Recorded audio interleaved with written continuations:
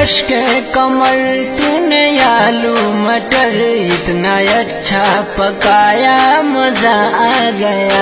मेरे रश के कमल तूने आलू मटर इतना अच्छा पकाया मजा आ गया।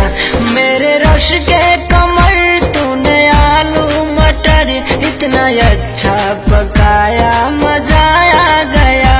इतना अच्छा पकाया मजा आ गया। भूख भी मिट गई पेट भी भर गया। मुझको इतना खिलाया मजा आ गया। मेरे रश के कमल तूने आलू मटर इतना अच्छा पकाया मजा आ गया।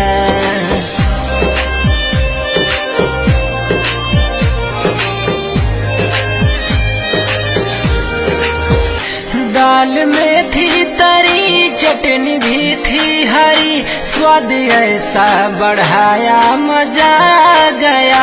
स्वाद ऐसा बढ़ाया मजा आ गया। मेरे रश के कमल तूने आलू मटर इतना अच्छा पकाया मजा आ गया। मेरे रश के कमल तूने आलू मटर इतना अच्छा पकाया